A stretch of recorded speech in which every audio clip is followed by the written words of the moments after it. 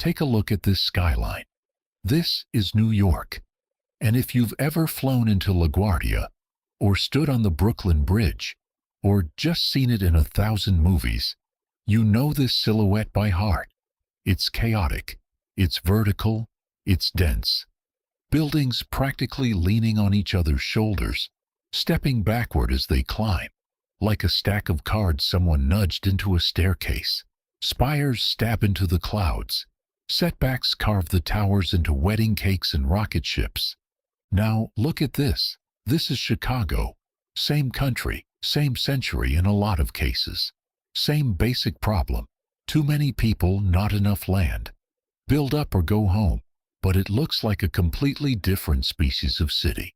The towers here are wider, heavier, more rectangular. They don't taper into spires so much as they just stop, flat-topped, like blocks stacked by a very confident child. You can see the grit of the steel frame right there on the skin of the building, like the city is showing you its ribs on purpose. Two American cities, two birthplaces of the skyscraper, arguably the single most important building type of the last 150 years. And yet, if you dropped a first-time visitor blindfolded into the middle of the loop and then teleported them to Wall Street, they would swear they'd landed in two different countries, built by two different civilizations working from two different rule books. And that's because, in a way, they were. New York's skyline is the product of an island running out of room, a legal panic over sunlight, and a culture obsessed with corporate spectacle. Chicago's skyline is the product of a catastrophic fire, a swamp that could barely hold a house upright, and a generation of engineers who decided the honest thing to do was let the structure itself become the decoration. This isn't a story about which skyline is better. It's a story about how geography under your feet, disaster in your history, and the fine print of your zoning code can literally reshape the silhouette of a city. So, today, we're going to dig, literally down into the bedrock and the mud, to understand why these two skyscraper capitals grew up to look nothing alike. We're going to look at four forces: the ground itself, the fires and disasters that cleared the slate, the laws that governed how tall and how wide you could build, and the design philosophies of the architects who filled in the blanks. By the end, you won't just be able to tell these two skylines apart. You'll understand why your eye can do it in half a second, from a single photograph, from 30,000 feet in the air. Let's start where every building starts. Not at the top, but at the bottom, in the dirt. To understand why New York's towers can shoot up like needles, you have to go underground. Manhattan is sitting on top of some of the best building material on Earth, a dense, ancient metamorphic rock called Manhattan schist. In some places, it's right at the surface. In others, it's buried under just enough soil that a foundation crew can dig down and hit solid rock in a matter of weeks, not months. Think of it like planting a flagpole into solid concrete versus planting it into wet sand. When your foundation sits on rock, you can build narrow, and you can build tall, and you don't have to worry much about the building slowly leaning or sinking over decades. That's part of why Manhattan's skyline is famously lumpy. It's not evenly tall across the whole island. Downtown, around Wall Street, and Midtown, around the Empire State Building, both sit on shallow bedrock. But in between, around Greenwich Village and Chelsea, the bedrock dips deep underground. And sure enough, that's historically been a gap in the skyline, a valley between two mountain ranges of towers. New York's geology basically drew the map for its skyline before a single architect touched a pencil. Now, go to Chicago, October 8, 1871. A fire, legend says it started in Mrs. O'Leary's barn, though historians will tell you that's probably folklore. Tears through the city for 2 days. It kills an estimated 300 people, destroys over 17,000 buildings, and leaves roughly a third of the city's population homeless. almost the entire central business district, built mostly of wood, is reduced to ash and rubble. Here's the thing about catastrophic fires, though. From a purely architectural standpoint, they clear the board. Chicago in 1872 wasn't a city full of old buildings that developers had to work around.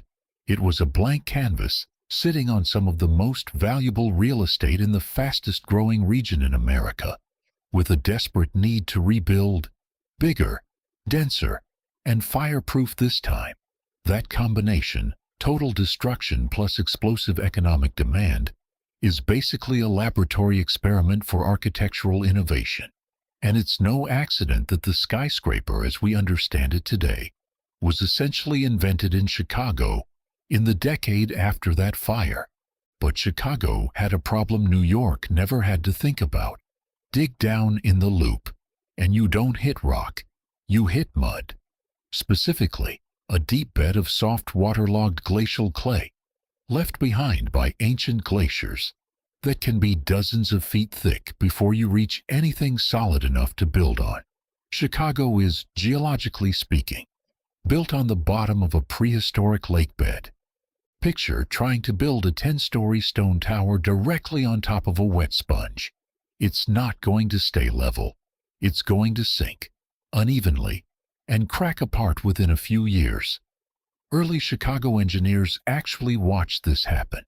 Masonry buildings from the 1870s slowly, visibly tilting, sinking inches into the mud, some of them requiring literal jacking and releveling of their foundations after the fact. So, Chicago's engineers invented a solution: the floating raft foundation. Instead of trying to punch down to bedrock like New York could, they built a wide, rigid mat, originally iron rails embedded in concrete, later steel grillage, that spread the enormous weight of the building out over a much larger area, like snowshoes distributing your weight over soft snow so you don't sink. Later, as buildings got even taller and heavier, engineers moved to caissons, deep concrete cylinders sunk down through the clay until they finally hit a harder layer called hardpan, anchoring the building almost like driving pilings for a pier. That's the first fork in the road.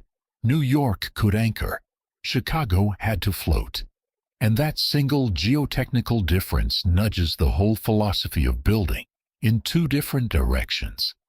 But the ground alone doesn't explain the look of Chicago's buildings. For that, you need the other invention Chicago is famous for: the steel skeleton frame. Before the 1880s, tall buildings were load-bearing, meaning the walls themselves, made of thick masonry, held up the entire structure. That's why old buildings have such small windows down low. The ground floor walls might need to be 6 feet thick just to hold up everything above them. In 1884, engineer William LeBaron Jenney designed the home insurance building in Chicago, widely credited as the first skyscraper to use a true skeletal steel frame, meaning the steel columns and beams, not the exterior walls, carried the weight of the building.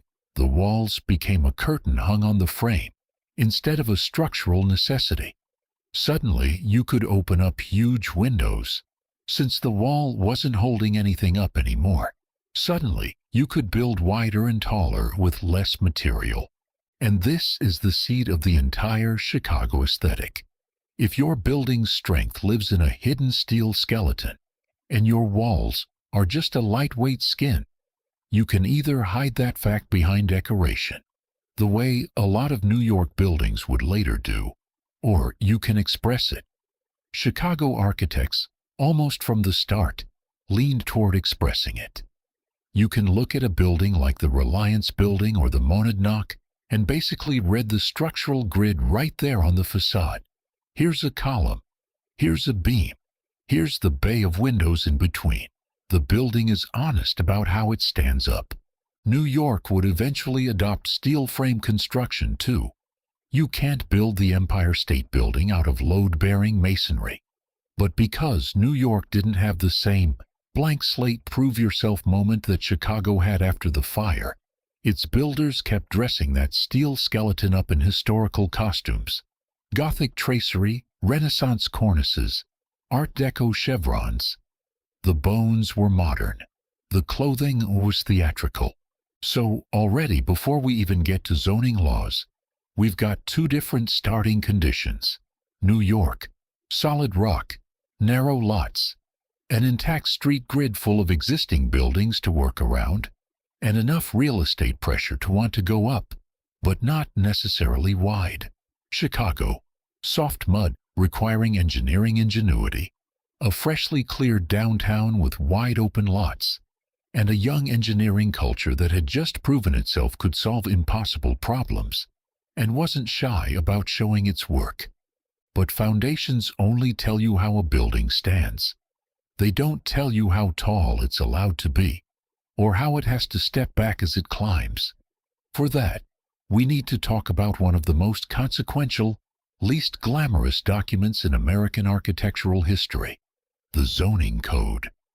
In 1915, a 40-story office tower called the Equitable Building went up in Lower Manhattan, and it wasn't just tall.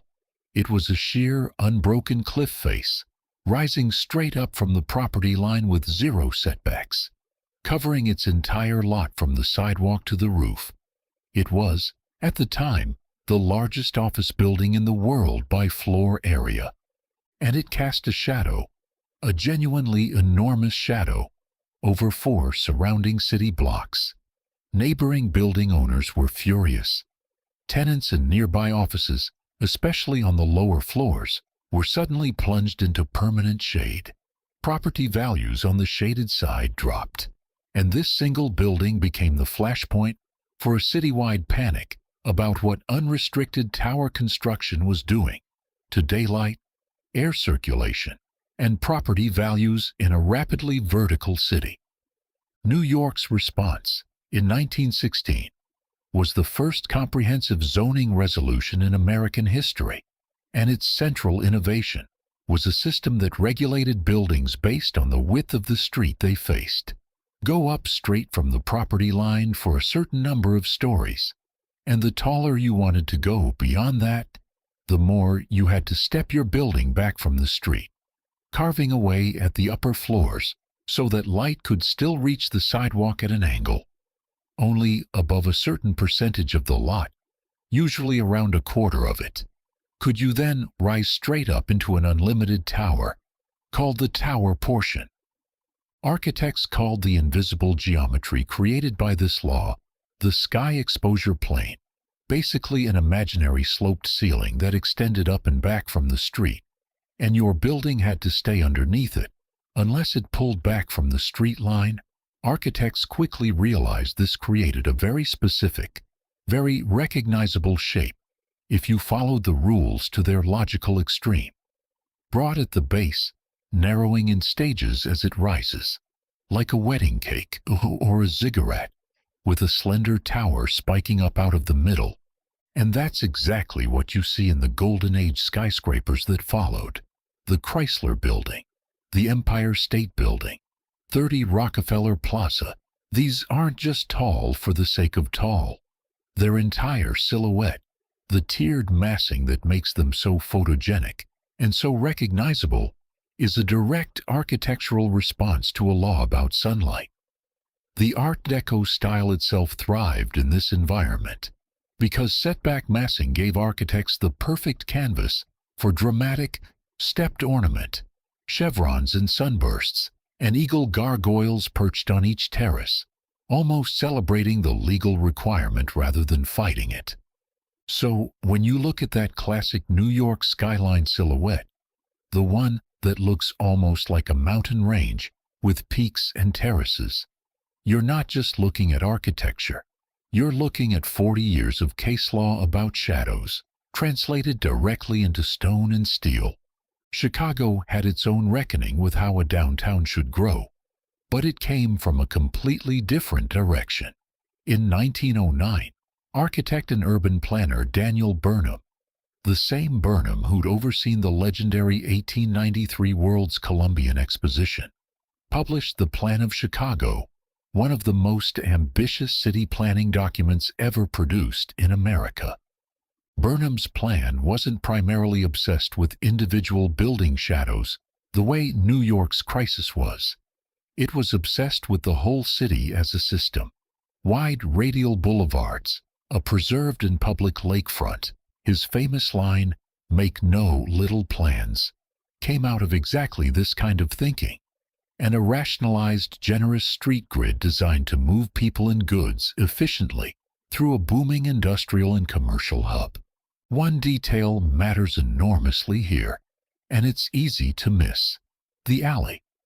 Much of Chicago was platted with a system of rear service alleys running behind buildings, letting deliveries, trash collection, and utility access happen out of sight, away from the main street frontage. New York, especially in its older downtown areas, largely lacks this.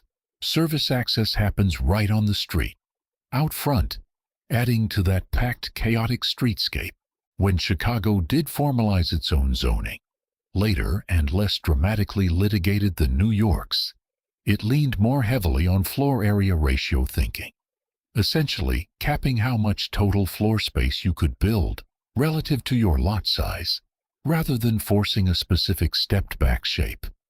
That gave architects more freedom to choose how they used their allowed bulk, which, especially from the mid-20th century onward under modernist influence, often meant building a simpler rectangular tower and opening up the rest of the site as a plaza, rather than sculpting an elaborate tiered wedding cake.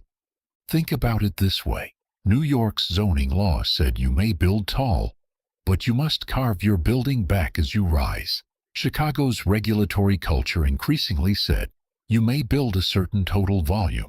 Go ahead and decide whether to spread that volume across a shorter, wider base, or push it up into a slab, and give the leftover space back to the public as a plaza. One approach sculpts the tower itself into a stepped profile. The other tends to keep the tower's shape simple and pushes the giving back down to ground level, into open plazas people can actually walk through.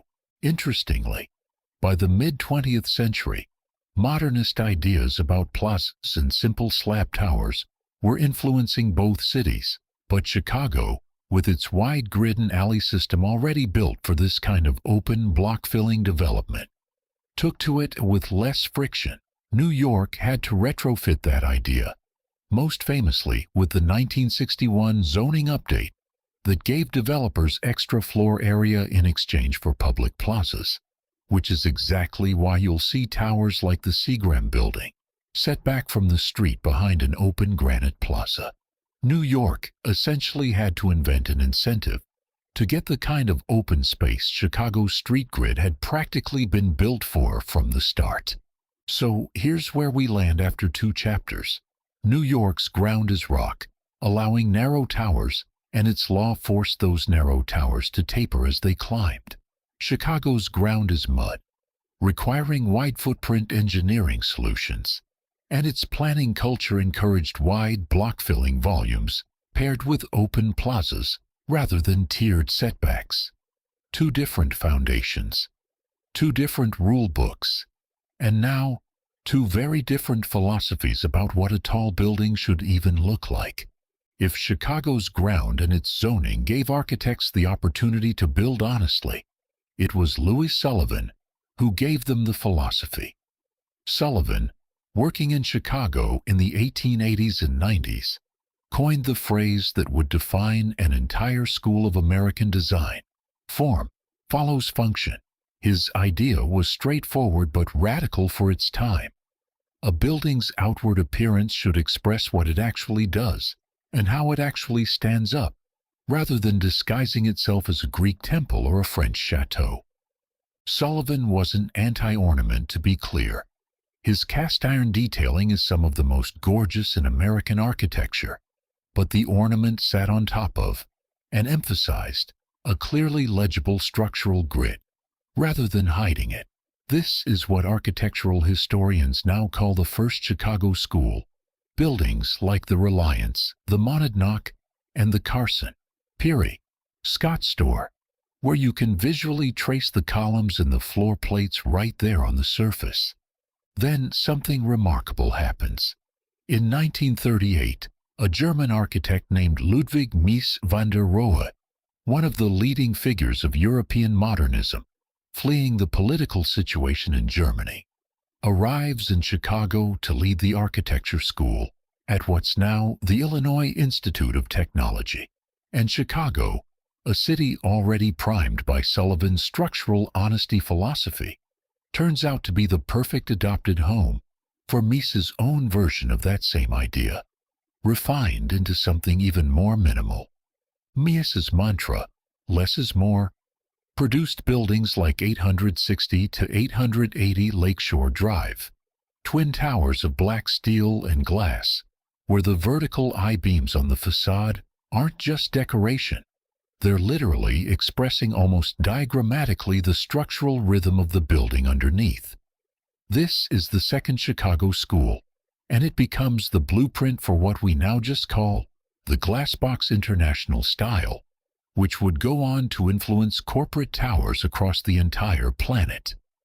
By the 1960s and 70s, Chicago produces the engineer who arguably takes structural honesty to its most spectacular extreme, Fazlur Rahman Khan, working at the firm Skidmore, Owings and Merrill. Khan pioneered what's called tube structural systems, essentially treating the entire outer wall of a skyscraper as a giant hollow tube resisting wind loads, rather than relying purely on an internal skeleton. Look at the John Hancock Center. Those giant white diagonal X-braces running up the outside of the building aren't a stylistic flourish. They are, quite literally, the wind bracing system, moved from hidden interior locations out onto the visible facade, because Khan realized that exposing that system was both more efficient structurally and more honest architecturally. It's the Sullivan principle taken to its logical extreme. Don't just let the grid show, let the forces show. The Willis Tower, Sears Tower, when it was built in 1973, uses Kahn's bundled tube system, essentially 9 separate structural tubes packed together like a handful of drinking straws, some of them rising the full height of the building, others stopping partway up. That's why the Willis Tower has that distinctive stepped silhouette near the top. It's not decoration. It's literally where individual structural tubes terminate. You are looking, again, directly at an engineering diagram, expressed as architecture. Now, go back to New York, and you'll notice something. Even New York's most celebrated towers tend to hide their engineering behind a story. The Woolworth Building, completed in 1913, is a steel-framed skyscraper, but it's dressed head to toe in terracotta Gothic ornament, earning it the nickname, the Cathedral of Commerce. The steel skeleton inside is essentially identical in principle to what Chicago engineers were building, but the outside tells you a completely different story. Not, look how this stands up, but look how powerful and dignified this company is. The Chrysler Building takes that even further. Its stainless steel crown is a piece of pure automotive-age theater, radiating sunburst patterns that evoke hubcaps and car grills, with eagle gargoyles modeled on the actual hood ornaments of Chrysler cars. This is architecture as advertisement, as corporate ego, as pure spectacle. And it's glorious, but it's fundamentally decorative drama layered on top of a structure, not an expression of that structure. You can basically summarize the whole aesthetic divide in one sentence. In Chicago, the structure becomes the ornament. In New York, the ornament conceals the structure. Neither approach is wrong. They're just answering different questions.